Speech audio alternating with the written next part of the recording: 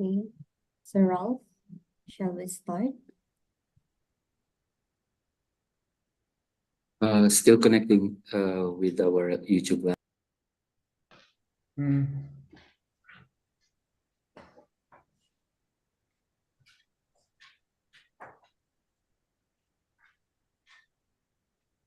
Think we are now live. You may start anytime. Thank you, Kuya Arnel. Thank you. Good evening from Mexico City. Good morning, good afternoon to our participants from all over the world, and welcome to the 8th episode of La Historia Olvidada, Filipinas-México 2024. To our first-time attendees, for context, this is a virtual colloquium series on the historical, cultural, and diplomatic ties between the Philippines and Mexico, organized by the Philippine Embassy in Mexico, in partnership with the Department of History of the University of the Philippines, El Colegio de San Luis, and the Philippine-Mexico Studies Program of La Universidad Nacional Autónoma de México. Before we begin, I'd like to lay out some gentle house rules and reminders. We would like to kindly request that video cameras and microphones of all participants in Zoom be disabled throughout the program and presentation. After our speaker's presentation, we will have an open forum wherein everyone is encouraged to ask questions or provide their comments. Participants may also state or write their questions in the Q&A chat box. Participants are also invited to fill out the evaluation form, which will be posted in the chat box at the end of the session. A gentle reminder that the evaluation form will be the basis for the issuance of certificates of participation. It will also guide the embassy in its future events. With that said, I'd like to call on First Secretary and Consul, Mr. Ralph Roldan, to deliver the welcome remarks. Sir Ralph? Thank you, NJ. Good evening, good morning to all our participants present in this event, including those who are joining us via our YouTube channel. I would like to welcome you all to the 8th episode of La Historia Olvidada Filipinas-México 2024. To our new participants, this initiative started in October last year with the aim to highlight pivotal events and contexts that have shaped the engagements between the Philippines and Mexico, spanning from the 16th century to the contemporary period. Likewise, to elevate scholarly, diplomatic, and cultural exchanges between the Philippines and Mexico, and to understand the role of Manila and Post-galleons in shaping relations and pioneering global trade. We would not be able to do this without our partners, Dr. Cristil Obispado of the University of the Philippines, Diliman, Dr. Tomas Calvillo of El Colegio de San Luis, and Dr. Ivan Valdez-Bubnov, who is moderating of today's Olvidada session of the Philippines-Mexico Studies Program based at the Universidad Nacional Autónoma de México, or UNAM. Since we are doing this every month, we have a dedicated partner each time for this episode. Yes, as I've mentioned, we have Dr. Ivan Valdez-Bubnov as our moderator. Thank you, Dr. Ivan. And on behalf of the Philippine Embassy in Mexico, allow me to express my sincerest appreciation to our distinguished guest speaker for the 8th episode of La Olvidada, Historia Olvidada, Filipinas-México 2024, Dr. Jelly A. Galang, Associate Professor of History, Deputy Director, Third World Studies Center, University of the Philippines, Diliman, who will talk on After the Mexican Social Cleansing, Deportation, and Chinese Vagrants in the 19th Century Philippines. Once again, welcome and thank you very much for your participation. Maraming salamat po. Muchas gracias a todos. Mabuhay. Thank you very much, Sir Ralph. I'd like to call on now Ms. Joselita Guinid for the acknowledgement of participant in today's sessions. Ms. Jong? Thank you, Ajay. The Philippine Embassy in Mexico is delighted to recognize and extend the gratitude to the following: Ms. Magali Hernandez Lopez, Museo de la Ciudad de Mexico; Ms. Munar Delano, Embassy of the Philippines in Athens; Maria Sanchez Vega, Coordinación Nacional de Monumentos Históricos, or INA; Mr. and Mrs. Eduardo Ortigas Olbes, Tepoztlan, Morelos, Mexico; and Ms. Fatima Araneta Cruz. We would also like to take this opportunity to acknowledge and extend our appreciation for joining us today to the various schools, universities, state universities, colleges, and Department of Education from across the Philippines and beyond. We are especially grateful to institutions such as University of the Philippines, Diliman, El Colegio de San Luis, and Philippine-Mexico Studies Program, Universidad Nacional Autónoma de México, or UNAM, for the invaluable support. Thank you. Thank you po, Ms. Jong. Now, to introduce our resource speaker for tonight's session, I'd like to call on Dr. Ivan Valdez-Bovnov, Academic Coordinator of the Philippine-Mexico Studies Program of the Universidad Nacional Autónoma de Mexico. Dr. Ivan, the floor is yours. Thank you. Good evening and good morning. I'm honored to present Dr. Jelly Galang, who is Associate Professor of History at the University of the Philippines, UP Diliman. He is Deputy Director of the UP Third World Studies Center and Editor-in-Chief of the Chinese Studies Journal, an open-access peer-reviewed journal of the Philippine Association for Chinese Studies. He obtained his PhD in Asian Studies from Murdoch University, Western Australia. In 2009, he received the Young Historians Prize from the Philippines National Commission for the Culture and the Arts. He is the current holder of the Jose Antonio Aguenza Professorial Chair from UP Diliman, and he lectures on modern and contemporary history of East Asia. This evening or this morning, he will present the conference titled After the Mexicans, Social Cleansing, Deportation, and Chinese Vagrants in the 19th Century Philippines. Thank you. Please, Dr. Galang. Thank you very much, Ivan. Can you hear me? Yes. Yeah, yes, Okay. yes, yes. Yeah. Thank you very much, Ivan, for the invitation, as well as VC Marisa Winkler, who is not with us, no, and all the staff at the Philippine Embassy in Mexico. I am very honored and delighted to be part of this lecture series. I was in Mexico City last year, also because of Dr. Ivan Valdez-Bovnov's invitation. I really enjoyed my stay at Mexico City last year. Hopefully, we'll be able to go back to Mexico again soon. So it's 8:35 in the morning in the Philippines. Magandang umaga sa lahat ng mga nandito. I saw some familiar names who are students at the University of the Philippines. And also, I know there are also students in Mexico who are with us today or tonight there in Mexico.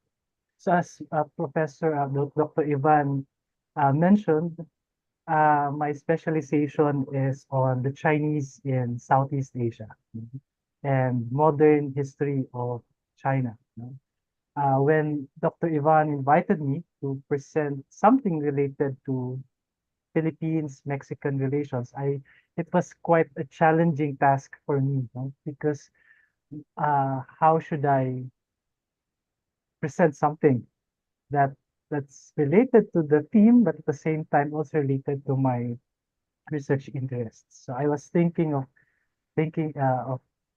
presenting a comparison of the colonial experience between Mexico and the Philippines. So my presentation this morning in Manila and evening in Mexico is titled After the Mexicans, Social Cleansing, Deportation, and Chinese Vagrants in the 19th Century Philippines. This is part of a larger research project on the laboring class Chinese in the Philippines during the 19th century. So it's a continuing research. I am working now on deportation in general, deportation during the 19th century. So because during the 19th century, there were a lot of Spanish and Cuban deportees to the Philippines. But before the 19th century, most foreign deportees were actually Mexicans. So I'll try to discuss historical parallelisms between Mexico and the Philippines, but I'll focus on the experience of the Chinese vagrants. So what you can see on the slide is the different occupations of the Chinese in the Philippines during the 19th century. For Filipino students, you're familiar with some of this, no? Like this one is selling goods, selling small items. This one is selling textiles. So it's part of our history, no? Philippine history. This the Chinese in Philippine history. So in today's presentation, I would like to talk about first deportation in the Spanish Empire. I'll try to discuss the connections and historical parallelisms between Mexico and the Philippines. Second, I want to focus on the 19th century Philippines and the Chinese immigrants to the colony. And finally, I'll discuss social cleansing and ethnicity, and I'll discuss aspects of social cleansing insofar as Chinese vagrants were concerned, no? From 1837 to 1882. So when we talk about deportation, it's not actually a new topic. There's a lot of materials related to deportation. And when we talk about deportation, it is basically the forced transportation of criminals and social undesirables from the place where they committed their crimes to another place. So they were deported from one place to another. This punitive policy was used by Western powers in their overseas colonies and possessions. So there are many works related to deportation, no, in different parts of the world. So you can see some of the more prominent works related to deportation in history. So one is the one written by Anderson, Williams Eliot, Kerry Ward, no. The main purpose, if we survey these materials on deportation, the main uh, purposes of deportation first is to punish and rehabilitate criminals. So when someone committed a crime, colonial governments had different forms of punishments imposed upon these criminals. So one form of punishment was deportation. Second was to maintain an orderly society, meaning to say, if the colonial states were able to get rid of the criminals, of the social undesirables from the society would then become a more peaceful and more harmonious society. The third purpose of deportation, and this is also what most materials on deportation highlight, is that it's not just to punish and to rehabilitate criminals. It's not just to maintain an orderly society, but also to advance the agenda of the different Western colonial powers. For instance, in the case of Spain, why did Spain utilize deportation as a form of punishment? Yeah, you have the first two purposes, but we also need to emphasize that uh, Spain also needed to advance and protect her imperial agenda, meaning to say, he would use these deportees, these criminals, to to create, for instance, establish military fortresses, or to open frontier areas for extensive agriculture, and all these imperial projects that would sustain the sovereignty of Spain in different parts of the world. So that's basically a very general uh, background. As I mentioned, similar to other Western colonial powers like Great Britain, like the Dutch, like the Portuguese, Spain also used deportation because it lacked human and material resources. Same as Western powers, Spain had to use this form of punishment to to reform the criminals and to create an orderly society. You know? So same utilitarian purpose as the Western colonial powers. No? Now, what is interesting in the case of the Spanish Empire is that banishment, deportation differs depending on the local conditions. Meaning to say, in the case of the Mexican deportees, for example, they were usually deported or exiled outside of Mexico. No? In the case of the Philippines, they were usually exiled within the archipelago. So it depends on, so the direction of the deportation and the number of deportees were primarily dependent on the local conditions, meaning to say the conditions in the different colonies. As I mentioned, one of the main purposes is to cleanse, no, societies from criminal and undesirable individuals. So this include, for instance, criminals or those who committed crimes, different crimes, social outcasts, no, meaning to say those that did not conform to the the norms existing in a particular society, no? The unemployed, the morally corrupt individuals. In the case of Mexico City and Manila during the late 18th to the early 19th century, when you say social outcasts or social undesirables, this included vagrants. In Filipino, we call them mga palaboy. Those individuals who had no occupations, no permanent residences, those who were very mobile. They move from one place to another, looking for jobs or looking for someone who would give them money, give them food. No? So vagrants, beggars, unemployed, undocumented, the drunkards, the idlers. No? This in Filipino, we call them mga latak ng lipunan, the outcasts of society. No? And from the Spanish point of view, these individuals pose a serious threat to the society. So they had to be arrested, they had to be punished. And one form of punishment was to deport them from their place of origin to different parts of the colony or outside the colony, but still within the Spanish Empire.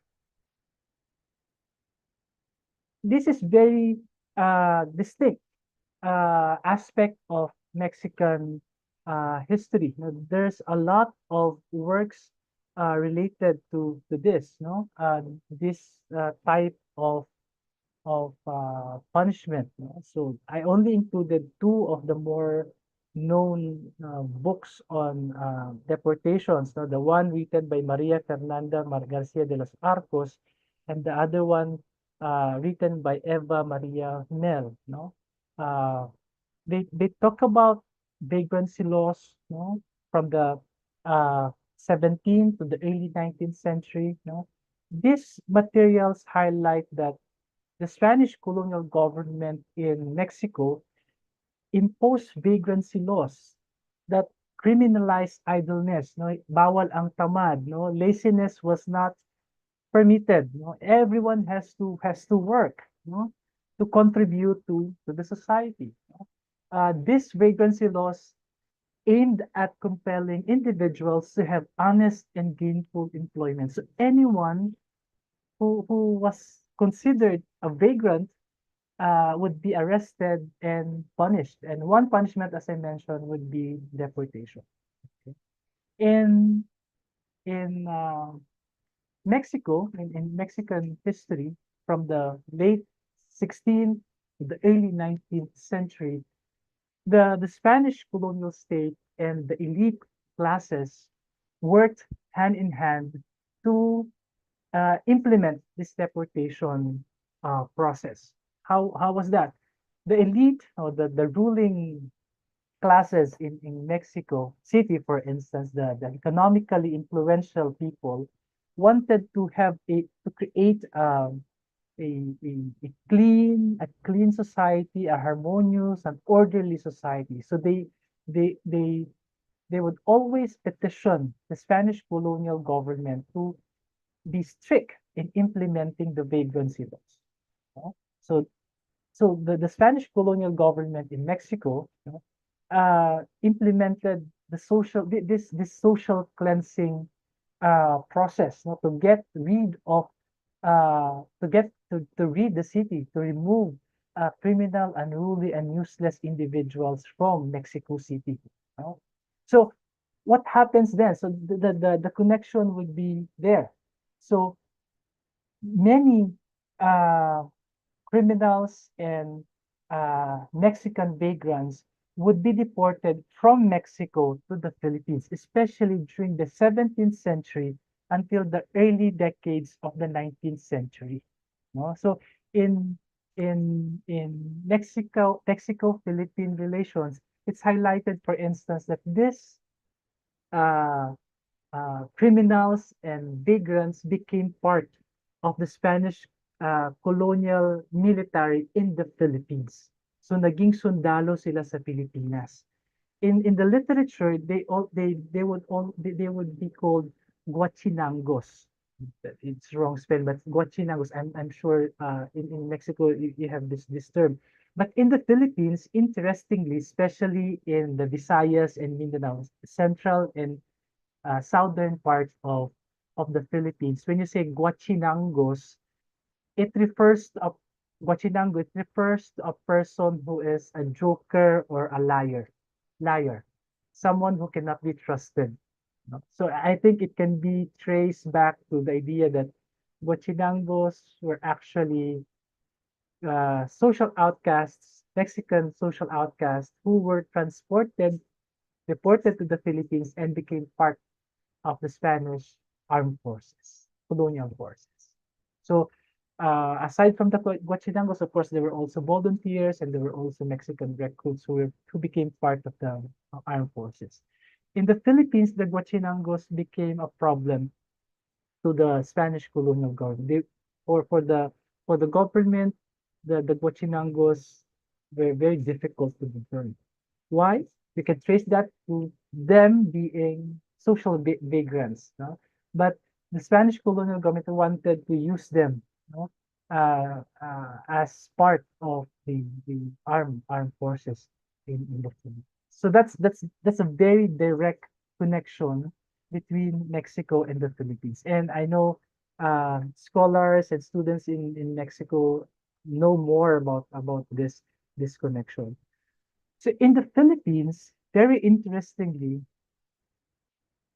very little has been done to work on this Philippines-Mexico connection. So the question, for instance, if Mexican vagrants were deported to the Philippines, were there also Filipino vagrants who were transported to Mexico? So there are some materials that are very thin research on this. Now, one interesting work is written by Greg Banco. His book is entitled Crime, Society, and the State in the 19th Century Philippines. He mentions some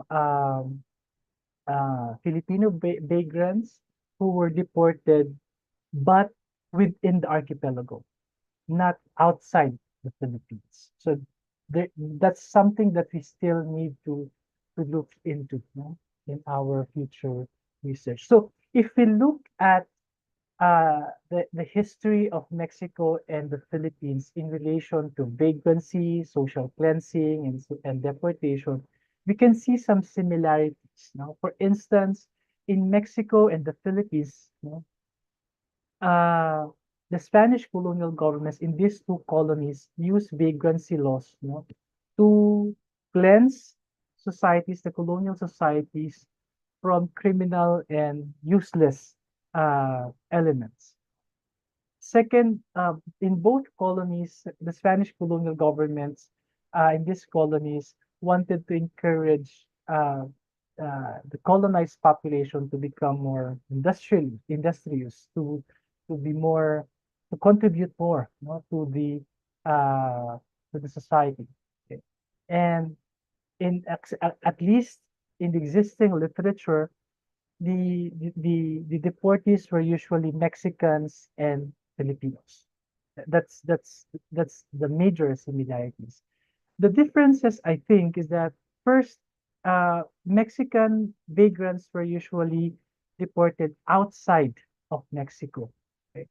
In the Philippines, uh, Filipino vagrants were usually deported within the archipelago, except in the 19th century, you know, when Spain began uh, deporting Filipino political dissidents to other parts of the Spanish Empire. So they were deported to the Marianas, they were deported to uh, Ceuta, they were deported to Northern Africa, etc. No? But before the 19th century, the common process was to deport Filipino vagrants within the archipelago, within the Philippine archipelago. Another important difference is that after the Mexican independence in the early part of the 19th century, a different population in the Philippines became the target of vagrancy law. And that was the Chinese population, called the Sanglias or the Chinos in the Philippines. So what I'm saying here is that there was no direct connection between Mexican vagrants and Chinese vagrants, but there's a continuity in policy. No? Aside from Filipino vagrants, the Spanish colonial government uh, in the 19th century had a new target, a new a new population, and that was the Chinese population. So after the Mexicans, it was the Chinese vagrants who were the targets of the Spanish colonial government. And this, I think, is not well researched on. In Bancroft's book, for instance, he discusses vagrancy laws in the 19th century, but he focuses on the Filipino vagrants, Filipino social outcasts, or social undesirables as a distinct criminal group. No? Bancroft in this book did not even mention Chinese vagrants. So that's my focus. I hope you're still awake, especially our Mexican friends. No? So that's the connection, I think. The connection and historical parallelism between Mexico and the Philippines. After the galleons, we need to contextualize why did the Spanish colonial government target the Chinese, specifically Chinese vagrants. No? So of course, when you talk about Mexico-Philippines relations, we always discuss the galleons. So what happened to the Philippines after the galleons? So uh, the galleon, the official abolition of the galleon was in 1815. No? So after that, the Philippines opened to international trade. So before the 19th century, it was only the trading connection between Manila and Acapulco that became the economic lifeblood of the Philippines for more than 200 years, 250 years, no? From 1565 to 1815.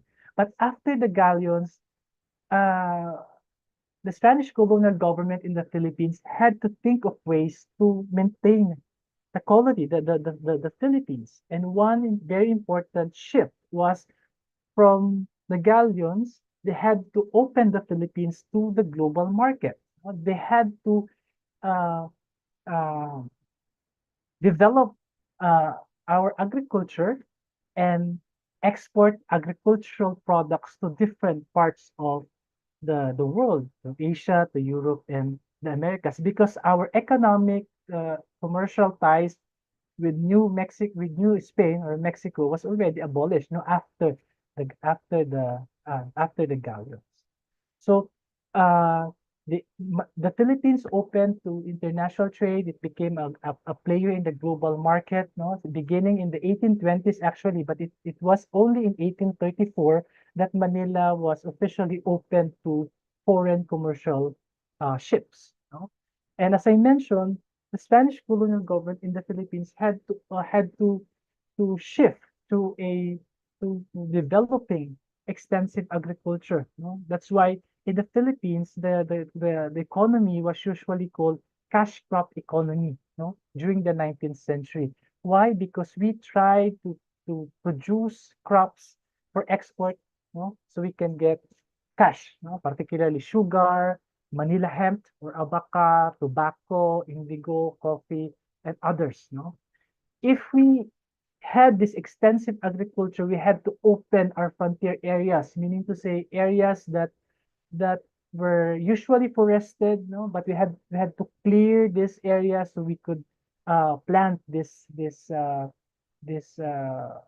things, no, sugarcane, abaca, tobacco, etc. So if you if you will have an extensive agriculture, aside from land, aside from capital, you also need laborers to work on the land, to work to produce the commodities that you will be exporting to different parts of the world.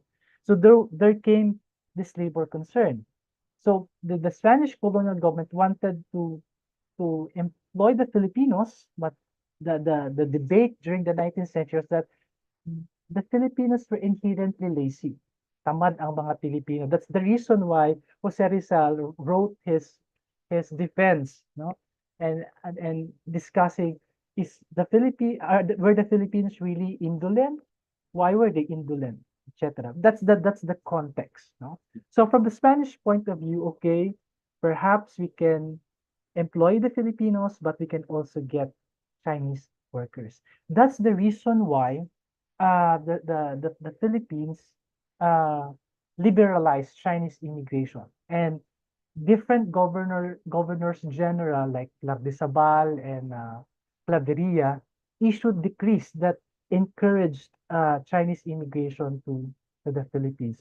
So the first uh, immigration law was 1839, and then later on 1849. So the effect would be the increase of Chinese population in the Philippines. So you can see here the official number of Chinese population in the Philippines. Official meaning to say this is this data does not include those who were undocumented and those who illegally came to the Philippines, especially via the southern part of the Philippines. So from 1850, there were less than 10,000, but in 1890, there were almost 45,000 officially registered Chinese in the Philippines. Second, they were also in different parts of the archipelago during the 19th century. Before the 19th century, the main concentration of the Chinese population was only in Manila. But during the 19th century, they were all over the islands. And finally, they had a strong economic presence. They controlled commerce, they controlled retail and wholesale. They were employed as artisans, workers. They were employed in different types of industry in the Philippines. So the Spanish colonial government was very wary. They were very cautious. Like the Chinese were the population was very big. They're all over the country and they controlled the economy. They play a very important role in the economy. We have to do something about it. So the Spanish colonial government employed stricter policies on registration, mobility, and taxation. The purpose of these policies was to control the movement of the Chinese and to get taxes, get resources from the Chinese. The problem now is that the Chinese, not all Chinese were rich merchant Chinese. In fact, during the 19th century, majority of the Chinese were part of the lower class, laboring class Chinese. So many of them were not able to pay their taxes. Many of them were unemployed. Many of them had no permanent residences. So they became vagrants. They became they could not find work. They could not provide even for their basic necessities. You know? So the Spanish colonial government had to arrest and punish this individual, especially because during the 19th century, as Greg Bankoff, the one I mentioned a while ago, the book on criminality, Bankoff asserts, for instance, that it was from the late 18th century, after the British invasion of Manila, 1762-1764, the Spanish colonial government in the Philippines had to transform itself and become a judicial state. Judicial state meaning to say a state that uses the judicial apparatus to control the population. What's the judicial apparatus? The apparatus that composed of the laws, police forces, court system, and forms of punishment to control the life of the people, to control the mobility and activities of the people. And one very important part of that population was the Chinese population. And as I mentioned, because not all Chinese were rich Chinese, at least during the 19th century, many of them deliberately or inadvertently committed crimes that were considered social crimes, especially related to the vagrancy law. So the Spanish colonial government in the Philippines had to arrest, to capture these Chinese vagrants and deport them within the archipelago. So it's different from the Mexican experience. The Mexican experience, most of them were deported from Mexico City to the Philippines. But the Philippine experience, Filipino vagrants would usually be deported within the archipelago, similar to what the Spaniards did with the Chinese vagrants.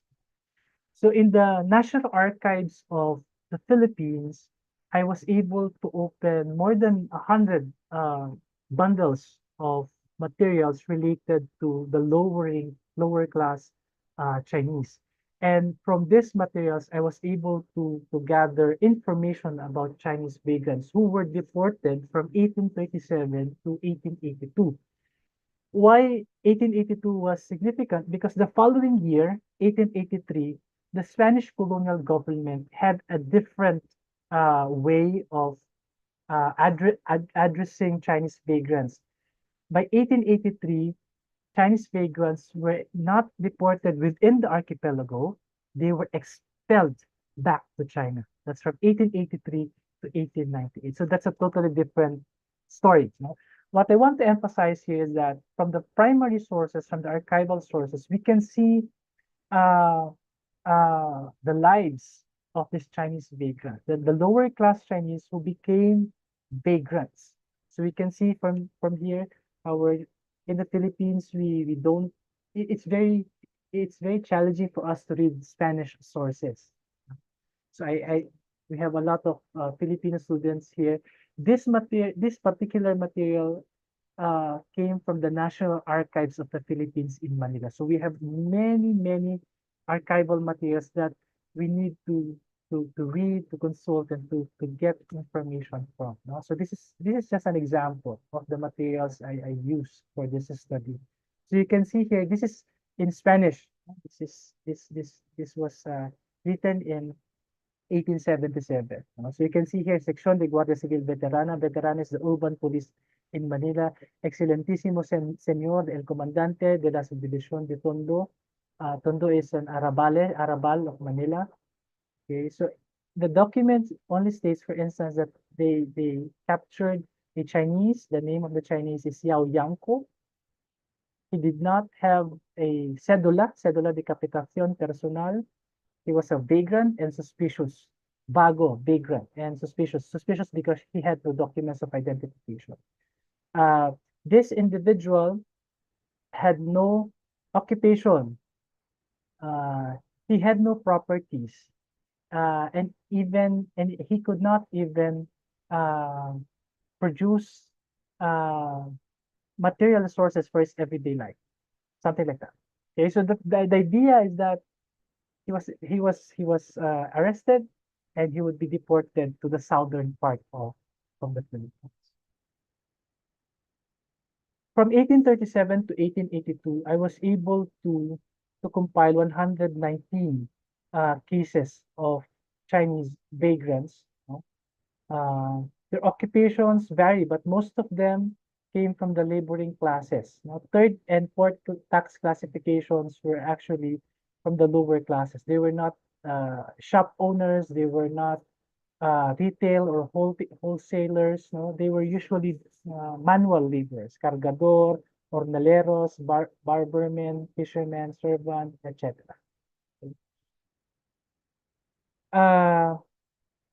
These 119 vagrants were deported in different parts of the Philippines, no? Notably in Cagayan, Nueva Vizcaya area, in the northern part of Luzon. So this is the the the map of the Philippines. So the star there, that's the Cagayan, Nueva Vizcaya area. That's where the location of the tobacco monopoly of the Philippines. So they were deported to to Cagayan, Nueva Vizcaya to work on tobacco plantations. Cotabato is the circle one here. So this area, this is the Mindanao, Sulu here, and we have here Mindanao Island, predominantly Muslim, and some parts are Lumad or non-Muslim, non-Christian groups. So Cotabato is the circle one. Polo is here. That's the square. Zamboanga is here. I think Consul Ralph is from Zamboanga. No? So here, most of the Chinese vagrants were deported either in the northern part of the Philippines or in the southern part. The southern part was still, in a way, an unconquered territory for the Spaniards. So they still needed to occupy this area, the Mindanao and Sulu area. What is interesting, for instance, I'll just talk about the 1853. I will end here. This one, 1852. You can see here, in 1852, there were 30 Chinese vagrants who were arrested. No? They were arrested in Binondo. Binondo is the commercial capital of the Philippines during the 19th century. So on July 22, 1852, there were 34 Chinese who were arrested in Binondo. They were from the laboring classes. They could not pay their taxes. They were pobres. They had insufficient wages to pay their taxes. Majority had no guarantors that they could pay their taxes after a certain period of time. From the Spanish point of view, these Chinese had to be deported. But the question was, where should they be deported? So the first option was to deport them to Cagayan and Nueva Ecija. But the Treasury Department said, we don't have enough money to bring them to Cagayan and Nueva Ecija to work on the tobacco plantations, tobacco monopoly of the government. So what they did was, instead of Cagayan and Nueva Vizcaya, they deported these Chinese vagrants to Cotabato in southern Philippines, and they would be used to build military fortresses there, so that the Muslim groups trying to suppress Spanish sovereignty over the islands would be more effective. So Davao, so the purpose of this Chinese vagrants, so this is Cotabato, is western side of Mindanao Island. So according to Governor General Orbistondo, the purpose of this Chinese vagrant, the purposes, one is to occupy the newly acquired territory from the formerly Muslim-held areas here. They had to construct military fortification and be used to develop agricultural ventures in this area. Okay. Duration, they had to be there at least 3 years, and they had to stay in the area. Some of them married local women. So for instance, in 1865, Jesuit missionaries in Polok, Cotabato had this description. Some 200 Marines and a similar number of soldiers in various arms, 100 deported Indios and India's prisoners, and a multitude of Chinese who lived together with Muslim women in the most degrading kind of polygamy. Their children were without any education, etc., etc. The main idea here is that the Chinese vagrants who were deported to Polok, Cotabato married and established families in the area after after their deportation. Period. So in conclusion, I hope I still have time, Ivan. In conclusion, Yes, in plenty of time. We still i- have, well, almost 20 minutes. yes, in colonial Mexico and the Philippines, Spain used deportation to cleanse colonial societies from criminal and useless individuals. While similarities existed between the Mexican and Philippine experience on deportation, there were also differences, as we saw in the table that I showed you a while ago. After the Mexican independence in the early part of the 19th century, and when Chinese immigration to the Philippines became lenient and liberal, Spain also targeted Chinese vagrants who were part of the class, who were part of the social outcast. Chinese vagrants were banished or exiled to different parts of the Philippines to build military fortifications, populate frontiers, and develop agriculture. So that's it. Maraming salamat, muchas gracias a todos.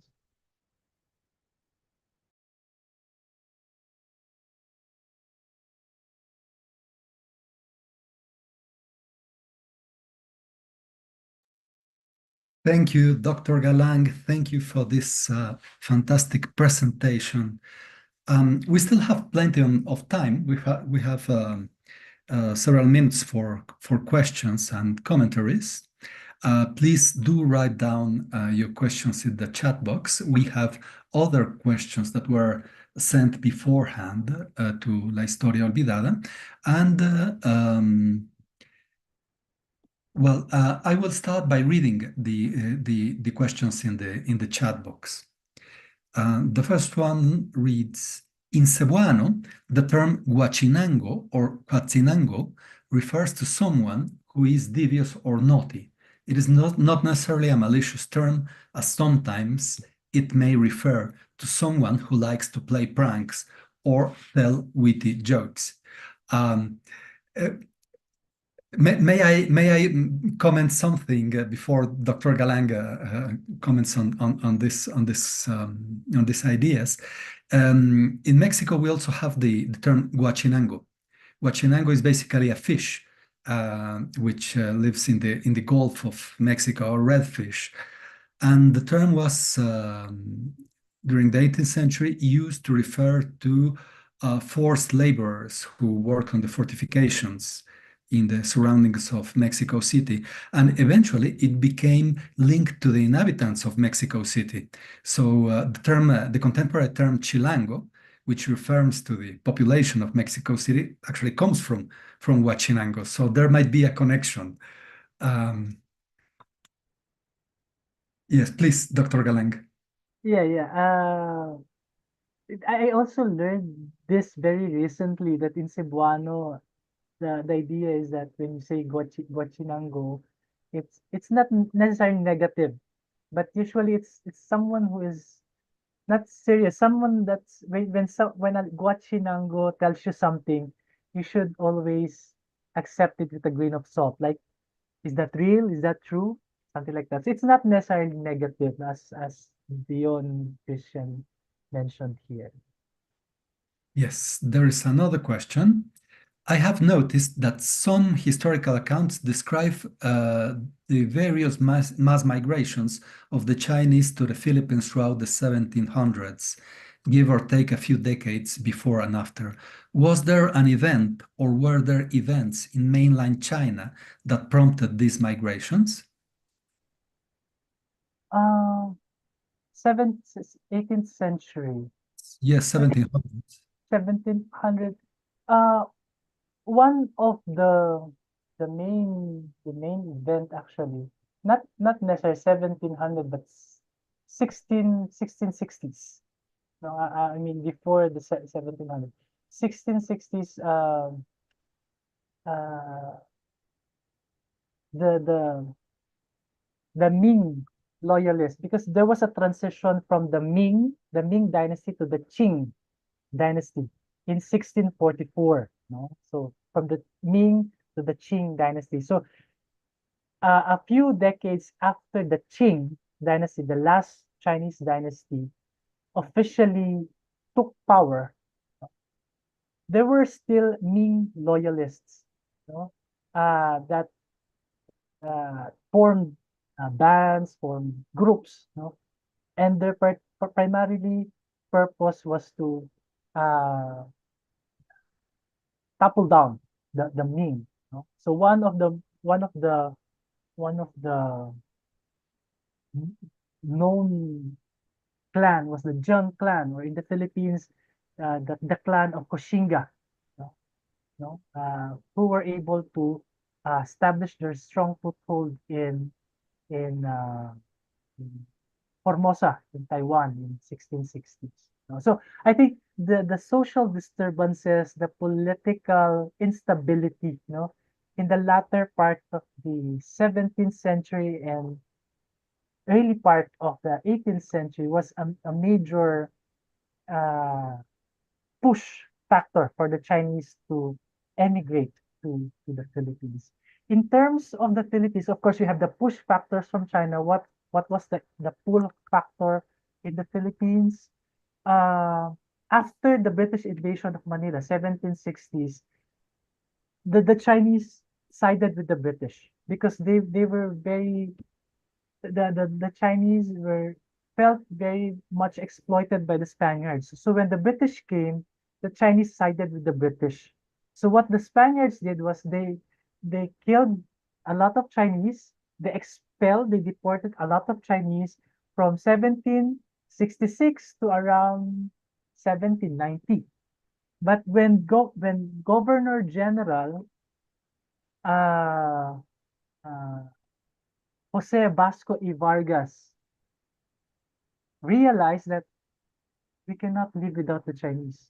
We need to bring back the Chinese. So 1780s, one of the bourgeois reforms in the Philippines was to encourage Chinese migration again, especially in mining, in the mining industry.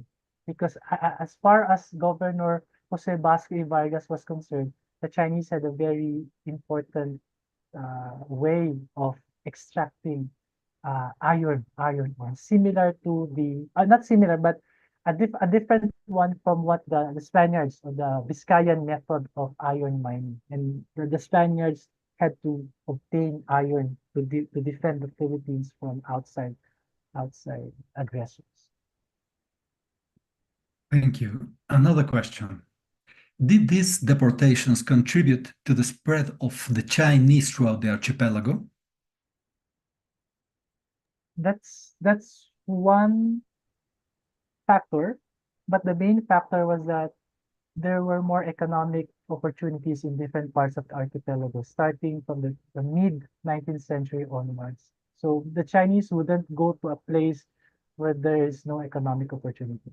So if there's opportunity there, they would go there. And they would be, in the 19th century, they would become the middlemen. They would serve as the intermediary between the local farmers, local producers, and the exporters, usually foreign commercial houses based in Manila or other parts of other urban commercial centers in Manila, like Cebu, in the Philippines, like Cebu or Iloilo. Thank you. Another question. Prominent Chinese merchants engage in business such as coolie brokerage while being responsible for bringing in these new Chinese laborers. What was the opinion or common sentiment of these established Chinese of the new laborers, especially as they devolved to vagrancy? So what was the opinion or the sentiment of the established Chinese in the Philippines towards the vagrants or those who have fell into vagrancy? Yeah. Okay. The Spanish community, at least in Manila, had a system wherein they had to support their compatriots. Meaning to say, if someone had no job, the rich Chinese would give them jobs. If if they needed something, the Chinese community would provide for them. There's a mutual uh, society, like they would help one another. What is interesting is that if a Chinese would be deported because he was a vagrant, that means the Chinese community already recommended to the Spanish colonial government that we cannot do anything about this particular Chinese. Please deport this from Manila. So meaning to say, if a Chinese vagrant was deported, it was actually recommended by the Chinese merchants, established Chinese merchants in Manila. Meaning to say, they've already done everything they could to help to support this Chinese, but in the end, they always go back to the previous. So from the point of view of these merchants, from the point of view of the Chinese community, these were uh, incorrigible individuals. We cannot do anything about. These are hopeless individuals. Okay, you deport them from Manila. You deport them to far-flung areas of the archipelago, and let's see if they will be reformed when they're in this far areas. Thank you. There are other questions related to this point. For example, why did these people become vagrants? Were they always Chinese or also Chinese mestizos? How did they Oh. become vagrants? How did they Uh, move from society? And were they always Chinese or also mestizos? okay, uh, the first one is that because the Spanish colonial government imposed stricter policies upon the Chinese, and one very distinct policy was to uh, get more taxes from the Chinese. During the 19th century, the taxes paid the highest the highest taxes, the highest. So the Chinese and then the Chinese mestizos, and then you have the Filipinos or the naturales. Of course, the Spaniards were exempted from paying taxes, but it was the Chinese who had to pay the highest taxes. The problem was that not all Chinese would pay the very high tax rate that that were imposed upon them. And especially during there were decades, there were periods of economic depressions in the Philippines. And most Chinese would be affected by these economic depressions. For instance, 1860s, 1880s, there were economic slumps during this period, and most of the Chinese vagrants would be affected by this. So they would not be able to pay their taxes, even if they would petition the government. The government would say you have to pay your taxes. So meaning to say there were other factors aside from their being Chinese, no, that led them to becoming vagrants. Were there Chinese mestizos? Insofar as the archival documents are concerned, none.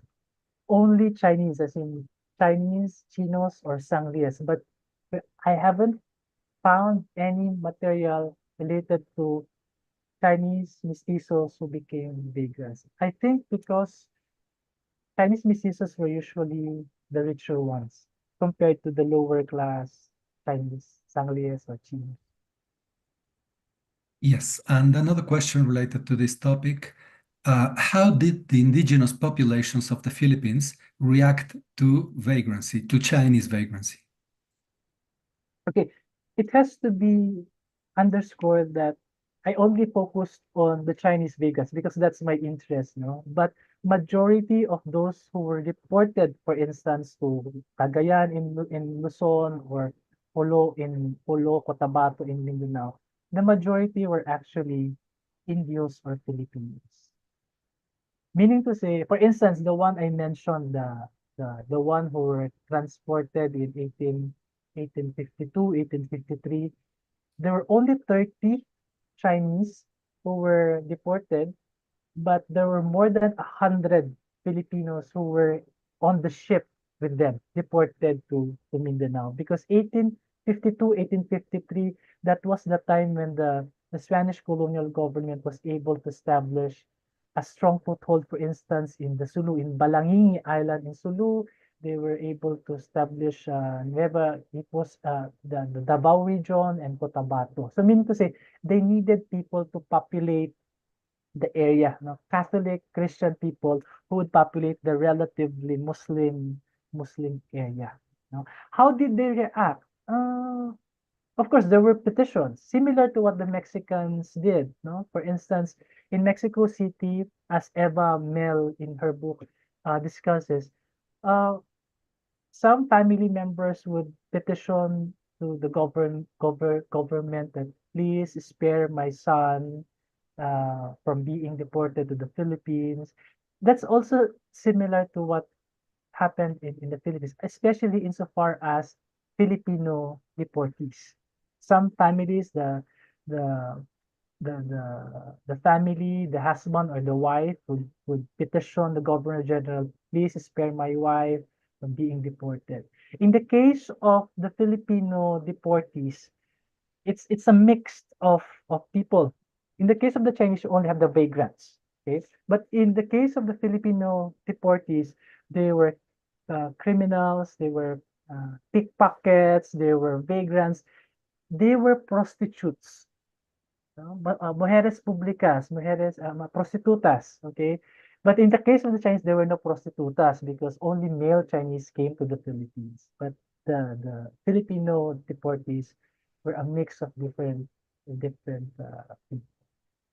So there were petitions, and there were also uh, uh, petitions to spare their sons or their wives or their husbands from being deported. But there were also petitions to yes, please deport these people. We cannot do anything about these people anymore. So Thank you. And one last question. How did the deportation of Chinese vagrants impact the rest of the Filipino population socially and economically? like I discussed in the latter part of the presentation, no, the deportation of the Chinese had a important impact, especially when they intermarry with the local population. They would intermarry with the local women and they would establish their own families there. The families will not become Chinese families, but they will become part of the local community. And usually, especially in Palawan, for instance, in the western part of the Philippines, in the southern part of the Philippines, usually these families would become the pioneering merchant families in the area, which is, I think, an important contribution or impact of this deportation process in colonial Philippines. Thank you. And we have two comments, which are not questions. One is, Huachinango is lapu-lapu in Nahuatl. So lapu-lapu is a fish in the Philippine seas, and Huachinango is the Mexican type. Huachinango and lapu, I didn't know that. So they are the same then. Huachinango and lapu-lapu? Lapu-lapu. I don't know. Lapu-lapu is a kind of fish, but lapu-lapu is also our hero, Filipino hero. Yes, of course, Yeah. warrior. Hochi. Well, okay. And one last commentary. Thank you so much, Paul, for the presentation. Mine is not really a question, but more of a personal insight.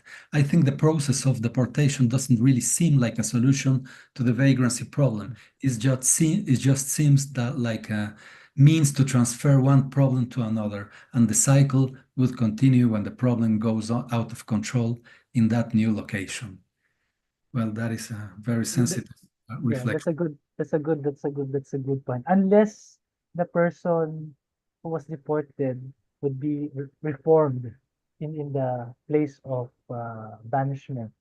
But if he continues to be a useless individual, the problem really was only transferred from his origin to the new location. Thank you. Well, if there are no more questions from the audience, any other questions? Then I think we can finish the conference here. Thank you very much, Dr. Galang, for this very enlightening presentation. I hope the public has enjoyed as much as we did. Thank you. Thank you so much, Dr. Ivan and Dr. Galang. At this juncture, I would like to request all participants to please indulge us and to please turn on their camera for our group photo.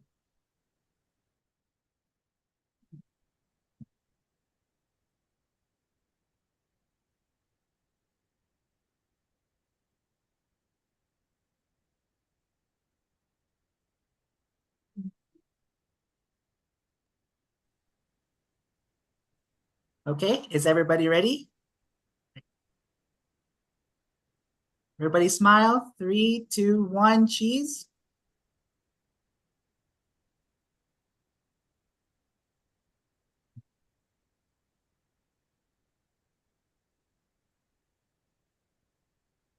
One more.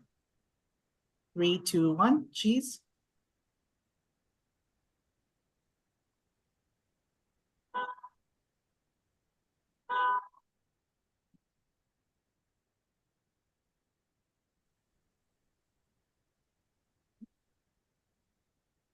And let me just get the other side because we have over 100 participants in our Zoom link.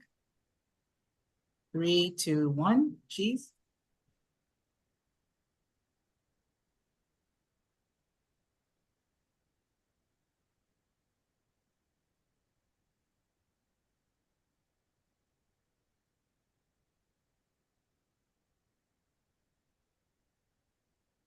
Thank you, everyone. Thank you so much. You may turn off your camera.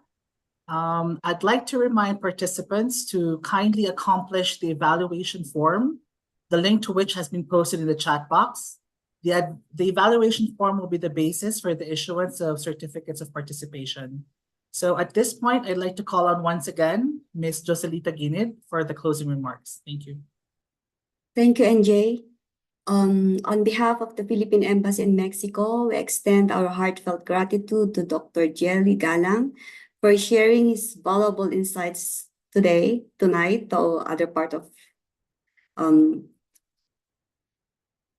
I likewise we sincerely thank Dr. Ivan Valdez Bubnub for his excellent moderation of our discussion. To our participants, thank you for your active engagement. We hope you continue to join us for the virtual colloquium series. The next episode will take place on 18 October 2024. See you again next time and happy weekend to everyone. Bye. Thank you. Thank you. Thank you, everyone. Thank you. Happy weekend. Thank you, Ivan. Thank you. Bye-bye. Thank you, Jelly. This was brilliant. Thank you. Thank you. So Thank you. Thank you, Professor Thank you. Galang. Thank you, Professor Ivan. Thank you.